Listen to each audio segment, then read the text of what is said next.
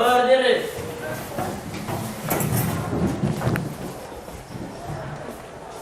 Yuk. Beri salam kepada ibu guru kita. Selamat pagi, silakan duduk.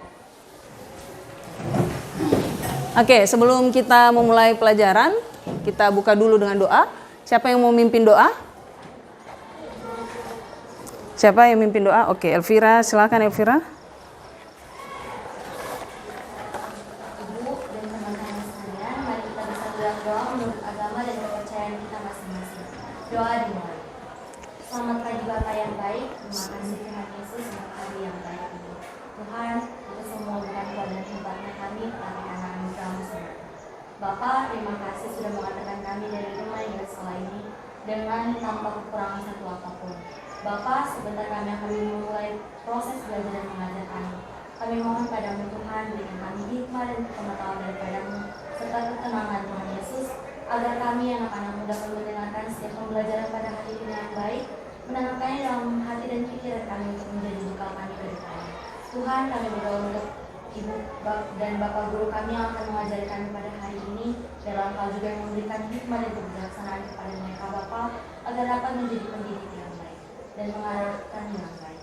Terima kasih Tuhan Yesus. Bapak, tidak lupa juga kami berdoa untuk orang tua kami, dimanapun mereka berada pada hari ini. Dalam hal yang memberkati setiap pekerjaan tangan mereka Tuhan, untuk mempermuliakan nama. Terima kasih Tuhan Yesus. Kami serahkan hari ini di dalam tangan-Mu, biarlah semuanya sesuai dengan kehendak-Mu. Kami mohon ampun Tuhan untuk setiap dosa dan kesalahan yang kami perbuat di hadapan-Mu, agar kami layak di hadapan-Mu. Terima kasih Bapa. Di dalam nama Tuhan Yesus kami telah berdoa dan mengucap syukur. Haleluya. Amin. Ada? Siapa?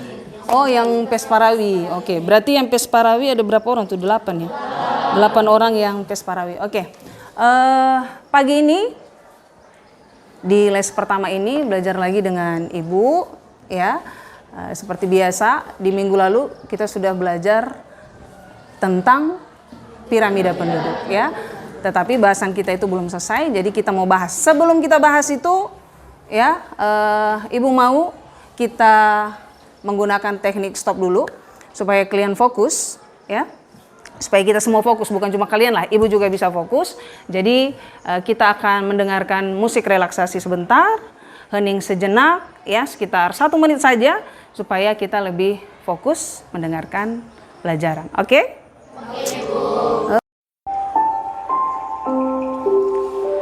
Oke, hening ya, hening. Fokus. Tarik nafas.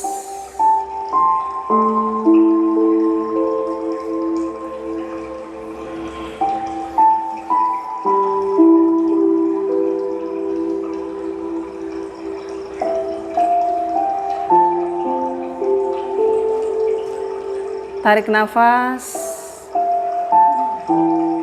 keluarkan. Oke. Jadi yang diingat yang menyenangkan dulu ya, yang lucu, yang biar bisa fokus nanti. Ya, tarik nafas lagi.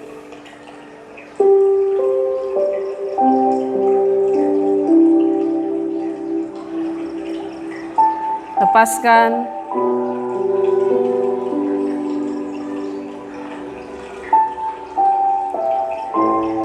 Tarik nafas.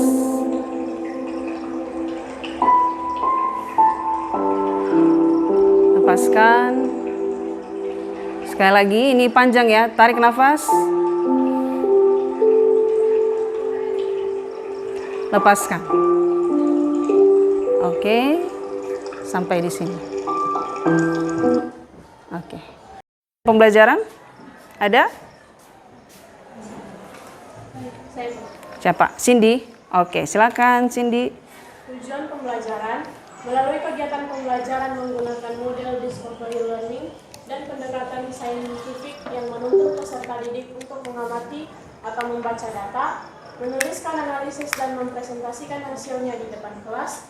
Selama dan setelah mengikuti proses pembelajaran ini, peserta didik diharapkan dapat menganalisis penyajian data kependudukan dalam bentuk piramida penduduk dengan disiplin selama proses pembelajaran. bersikap santun, dan percaya diri serta mampu berkomunikasi dengan baik. Oke, terima kasih. Discovery learning dan pendekatan saintifik yang menuntun peserta didik untuk mengamati atau membaca data, menuliskan analisis, dan mempresentasikan hasilnya di depan kelas. Ya, jadi nanti ada presentasi.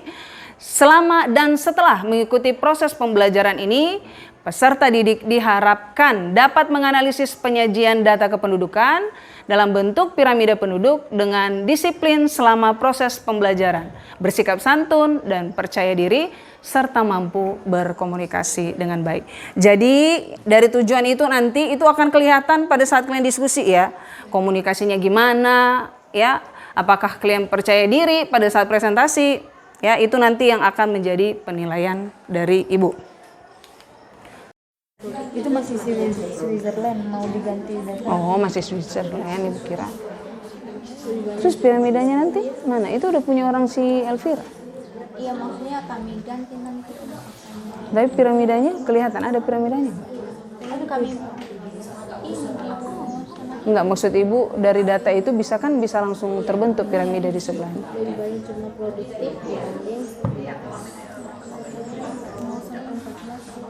Siapa yang sudah rampung 80%? 80% ada yang sudah siap, 80% belum. Yang artinya piramidanya udah siap siapa? Piramidanya udah. Tapi kesimpulannya belum kan, analisisnya belum. Piramidanya aja.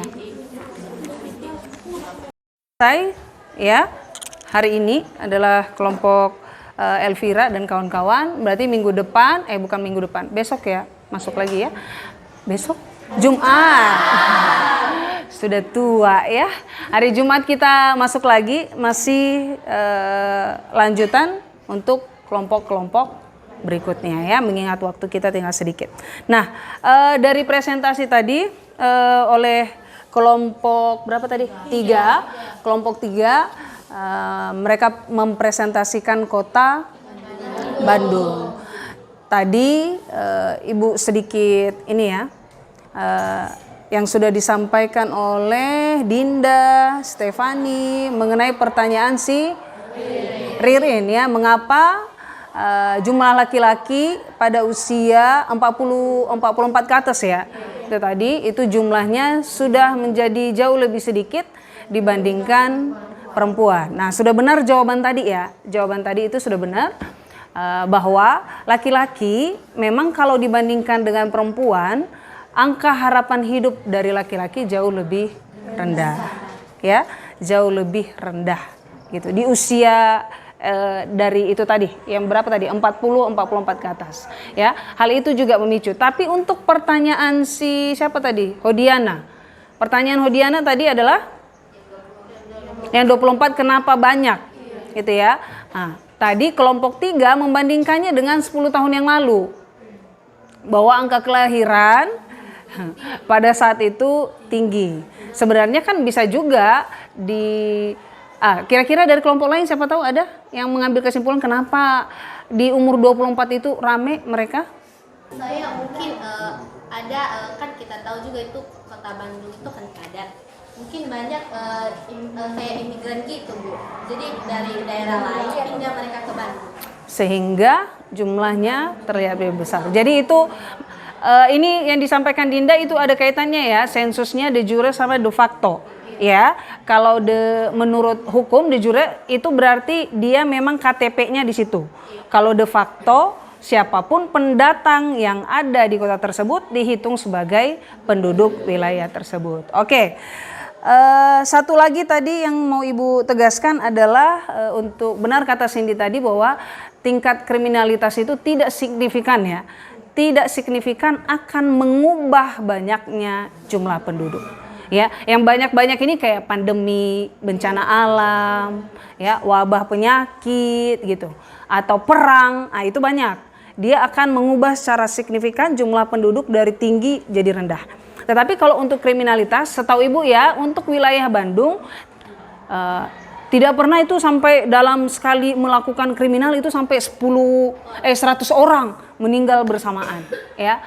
Dan kalau begal seperti yang disampaikan tadi, begal juga ya sampai tindakan kriminal begal saja, tidak semua tindakan begal itu akan ada korban nyawanya gitu ya. Jadi tidak secara signifikan mengubah jumlah penduduk. Oke? Nah, siapa yang bisa ambil kesimpulan dari materi kita hari ini? Kayaknya salah satu tiap kelompok bisa lah. Apa kesimpulannya? Misalnya, Ibu kasih contoh aja ya. Nah, piramida penduduk adalah, itu juga salah satu ya. Kesimpulan dari pertemuan kita hari ini apa? Satu-satu aja mewakili setiap kelompok. Kelompok Cindy, oke, silakan Cindy. Singkat, jelas dan padat ya. Jadi kesimpulan yang sebenarnya dari pembelajaran ini bahwa piramida penduduk itu adalah suatu metode yang digunakan untuk mengilustrasikan atau menggambarkan komposisi penduduk dalam suatu wilayah dan yang dituangkan dalam tabel maupun diagram batang. Kemudian piramida penduduk ini bisa terbagi atas 3, yaitu piramida ekspansif, konstruktif, dan stasioner. Oke, terima kasih Cindy. Siapa lagi yang mewakili kelompok satu aja yang bisa? Kelompok 5, siapa? Trien. Oke, silakan Trien. Udah, nggak apa-apa. Oke. Jadi kesimpulan yang dapat kami ambil yaitu ada 3, ekspansif, konstruktif, dan stasioner. Udah? Oke. Kelompok yang lain ini bisa kira-kira apa kendalanya? Kita belajar dari mencari data kependudukan, kemudian membuat piramida. Kira-kira kesulitan apa yang kalian dapatkan? Ada nggak? Dinda? Apa kesulitannya Dinda?